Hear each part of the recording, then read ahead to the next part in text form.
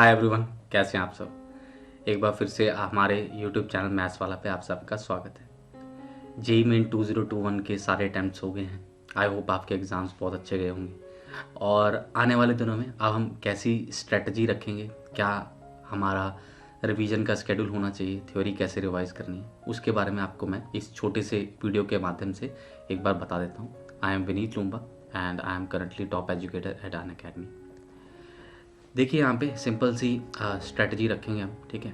आपके अगर अच्छे नंबर आ रहे हैं, मतलब आपका सिलेबस अगर कंप्लीट हो गया है, if your syllabus is complete, मतलब आप एक बार कर चुके हो सिलेबस, है ना, ये उन बच्चों के लिए।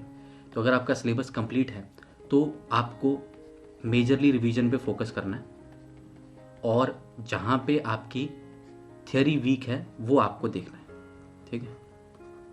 तो आप ये कोशिश करें कि हर रोज़ अच्छे क्वेश्चंस की 1.5 आवर सॉल्विंग जरूर करें।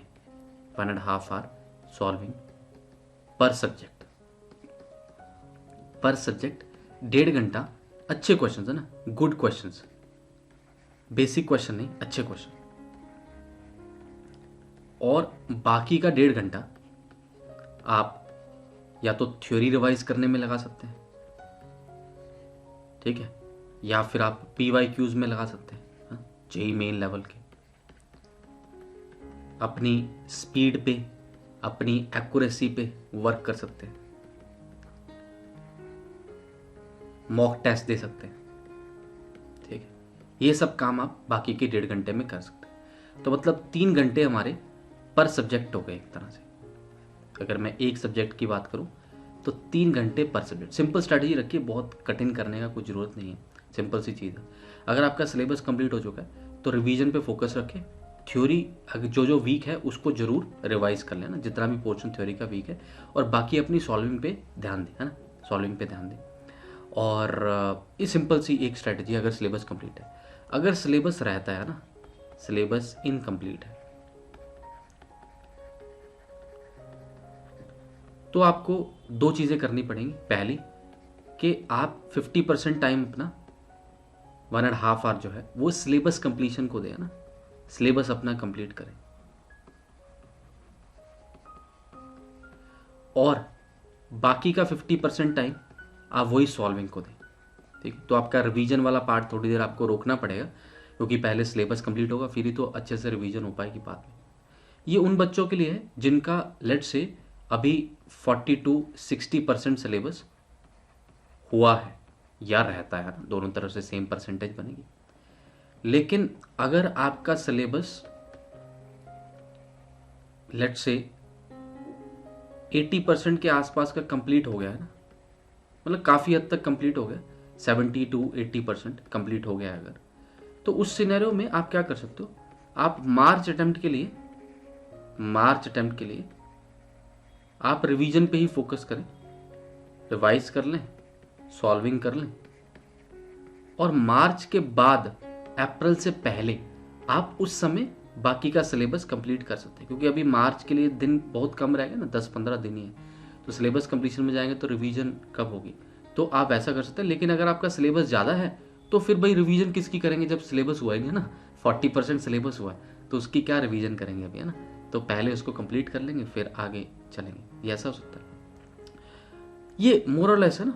कई बार ऐसा हो जाता है कि या तो हमारा सिलेबस कंप्लीट है, रिवीजन रहती है, या फिर कई बार ये हो जाता है कि सिलेबस इनकम्प्लीट है और रिवीजन भी रहती है ना। कई बार कुछ बच्चे ऐसे भी हो सकते हैं जिनकी रिवीजन भी हो चुकी है और सिलेबस भी कंप्लीट हो चुका है, तो ये लोग अपना बेसिकली अच्छे से सॉल्विंग पे ध्यान दें, मेजर पोर्शन, और जेई एडवांस की तरफ बढ़े ना। बेसिकली इनमें वो बच्चे आ जाएंगे जिनके अप्रैल इस अटैम्प्ट में, इस फेब अटैम्प्ट में लेट से 80+ मार्क्स पर सब्जेक्ट आ रहे हैं ना, पर सब्जेक्ट। देखो आपको सब्जेक्ट वाइज चलना पड़ेगा ना।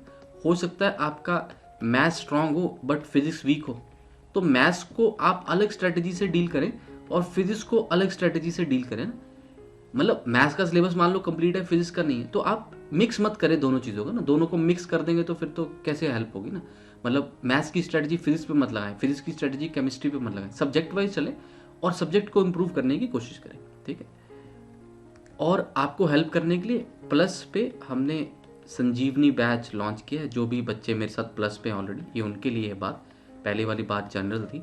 तो इस बैच में ये जो सॉल्विंग वाला पार्ट है ना, 1.5 घंटे की जो मैंने सॉल्विंग आपको बोली है, तो ये सॉल्विंग मैं आपको खुद कराऊंगा। 3:30 से 5 क्लास हुआ करेगी ना, मोर और लेस।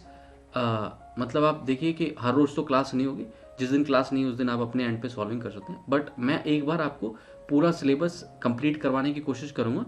बेसिकली हमारा टारगेट तो मई अटैम्प्ट है, बट अप्रैल अटैम्प्ट तक हम 80% पोर्शन कर चुके होंगे ना। अप्रैल तक रिवीजन में सिलेबस तो हमने कंप्लीट कर ही लिया था एक्सेल बैच में, तो अभी 80% हम अप्रैल अटैम्प्ट तक कर लेंगे। तो आपको ये बस बैच में मेरे साथ 3:30 to 5 PM क्लास लगानी है। अगर आपका मैथ्स का सिलेबस है ना, आप मेरे साथ किए हो, पहले कुछ पोर्शन किए हो, अगर कुछ पोर्शन भी किए हो तो साथ साथ में सिलेबस करेंगे, साथ साथ में सॉल्विंग करेंगे ना, वैसा। और जिनका जो शुरू से फॉलो कर रहे हैं, मतलब सितंबर से जब बैच शुरू हुआ था, जो वहाँ से फॉलो कर रहे हैं, तो ये तो फिर डेफिनेटली उनके लिए बेस्ट बैच है, क्योंकि कॉन्टिन्यूशन में आ जाएगा ना। This is basically a continuation from my side of the excel batch, है ना। तो ये आपको अनअकैडमी के प्लस प्लेटफॉर्म पे मिलेगा। तो उसके लिए आपको अनअकैडमी प्लस सब्सक्रिप्शन लेना पड़ेगा, तो वो आप मेरे रेफरल कोड विनीत लाइव के साथ ले सकते हैं, अगर आपने अभी तक नहीं लिया है तो। अगर आप अपनी अपनी कोचिंग में हैं तो आप वहाँ पे भी पढ़ सकते हैं ना, आपने पहले से उधर पैसे दे रखे हैं, तो वो लोग डेफिनेटली आपकी हेल्प करेंगे। तो ये इन्फॉर्मेशन उन बच्चों के लिए जो बेसिकली मेरे साथ ऑलरेडी प्लस पे हैं या फिर आने वाले दिनों में, ठीक है। तो सिंपल स्ट्रेटजी है हमारी हमेशा से, क्या कि हम सॉल्विंग करते रहें, साथ साथ में जो बैकलॉग है हमारा, जो सिलेबस रहता है उसको कवर करते रहें ना, बैलेंस बना के चलेंगे। सिलेबस को छोड़ेंगे नहीं और रिवीजन को भी नहीं छोड़ेंगे ना। रिवाइज करना बहुत इंपॉर्टेंट है, और मेरे साथ रिवाइज करना उससे भी ज़्यादा इंपॉर्टेंट बात बन जाती है। आपने देखा ही होगा यार, जितने भी क्वेश्चंस आए हैं वो सब हमारे सिलेबस किए हुए टॉपिक्स में से आए, जो हमने पढ़ा है। कितने सारे मैसेजेस मैंने टेलीग्राम ग्रुप में शेयर करें, जो बच्चों ने कहा कि सारे क्वेश्चंस हमने देखे हुए थे ना। कई लोगों ने 22 क्वेश्चन, 23 क्वेश्चन, 24 क्वेश्चन तक भी अटैम्प्ट करें, तो 25 में से ना। तो बेसिकली एक आपके जो नोट्स हैं वो डेफिनेटली सफिशेंट है, ये मैं शुरू से कहता आ रहा हूँ। बट आई होप अब आपको विश्वास हो गया होगा, और अगले 3 महीने आप उन नोट्स को फॉलो करके डेफिनेटली अपने गोल्स की तरफ बढ़ सकते हैं। और फाइनल गोल जो हमारा जेईई एडवांस का है, उसको भी हम धीरे धीरे क्रैक करने की कोशिश करते जा रहे हैं ना। तो इरिस्पेक्टिव ऑफ इस बार आपका कैसा रिजल्ट आया, आप आगे की प्लानिंग करें और उसके हिसाब से वर्क करें। मैं स्ट्रेटजी सेशंस कई सारे लिए हैं, कल भी लिया था मैंने, आज सुबह भी लिया है, और संडे को भी होगा ना। संडे को 11 बजे मैं एक स्ट्रेटजी सेशन लूँगा एट 11 AM संडे, ठीक है। तो उसका लिंक भी मैं इसी वीडियो के डिस्क्रिप्शन में डाल दूंगा, कल तक डाल दूंगा ना। तो आप वहाँ से फिर उसको एनरोल कर सकते हैं, वो फ्री सेशन होगा। नहीं तो आप फिर मेरी प्रोफाइल से भी उसको देख सकते हैं ना। संडे को 11 o'clock या फिर 10:45 पे रख लेंगे, ठीक है, सुबह। Alright, that was a simple strategy which you have to follow, and I'm sure you will be able to score very good marks in the coming JEE Main and JEE Advanced exams. Alright, that is it. Thank you. Bye bye. Please do take care of yourself and keep working positively.